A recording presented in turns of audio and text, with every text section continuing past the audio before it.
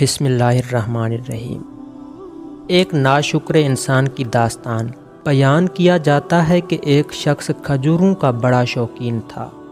دن بھر درختوں پر چڑھ کر کھجوروں کو توڑنے اور کھانے کی فکر میں رہتا تھا۔ ایک مرتبہ اسے کافی اونچا اور بڑا درخت دکھائی دیا۔ اس پر کافی بڑے بڑے کھجوروں کے گچھے بھی لگے ہوئے تھے۔ اس نے آؤ دیکھا نہ تاؤ گلہری کی طرح درخت کی چوٹی پر چڑھ گیا۔ جی بھر کے کھجوریں کھائیں اور پھر گھر کے لیے جمع کرنے لگا۔ مقصد پورا ہوا تو درخت سے نیچے اترنے کی ٹھانی، لیکن یہ کیا، جیسے ہی نیچے نظر کی ہوش باختہ ہو گیا۔ پیشانی پر پسینے کی بوندیں نظر آنے لگی، ہاتھ پیر تھر تھرانے لگے۔ اس نے تصور بھی نہیں کیا تھا کہ وہ اتنے اونچے درخت پر چڑھ چکا ہے۔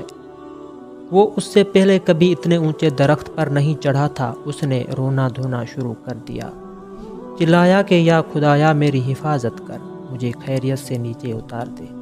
اگر میرا ہاتھ چھوٹ گیا اور میں نیچے گر پڑا تو آج میری زندگی کا آخری دن ثابت ہوگا۔ وہ روتا رہا اور اللہ سے دعائیں کرتا رہا۔ پھر اسے ایک انوکھا خیال آیا۔ اس نے ایک منت مانگی کہ یا اللہ، اگر میں آج نیچے خیریت سے اتر گیا تو پورے 500 روپے کی نیاز پیش کروں گا، یہ میرا وعدہ رہا۔ اس وعدے نے اس میں کچھ ہمت پیدا کی۔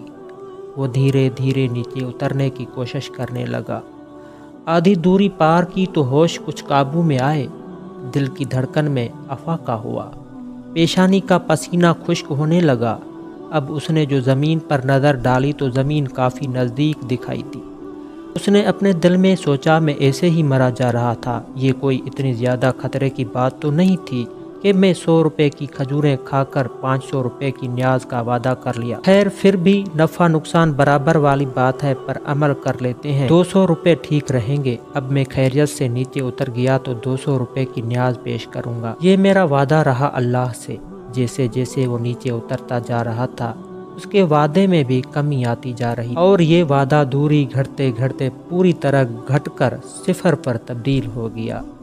زمین پر پیر رکھتے ہی اس نے درخت کی طرف دیکھا اور ہنسنے لگا۔ اس نے کہا، پیڑوں پر میں نہ جانے کتنی مرتبہ چڑھ چکا ہوں اور کتنی مرتبہ اتر چکا ہوں، پتہ نہیں میں آج اتنا کیوں ڈر گیا تھا، یہ کوئی خطرے جیسی بات تو نہیں تھی۔ اور پھر اپنے ہاتھوں کو ملتا اور صاف کرتا ہوا آگے بڑھ گیا۔ غور طلب بات، ہم میں سے اکثر لوگوں کا یہی حال ہے، جب کوئی مصیبت سر پر پڑتی ہے تو بہت عاجزی اور انکساری سے اللہ کو پکارنے لگ جاتے ہیں۔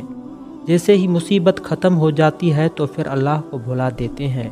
جس اللہ کو ہم مصیبت میں یاد کرتے ہیں، اگر خوشی میں بھی اسے یاد کر لیا کریں تو کیا ہی اچھا ہوتا۔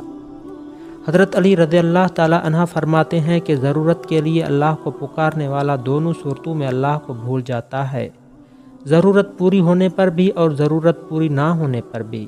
اس لیے اللہ پاک قرآن کریم میں ارشاد فرماتے ہیں،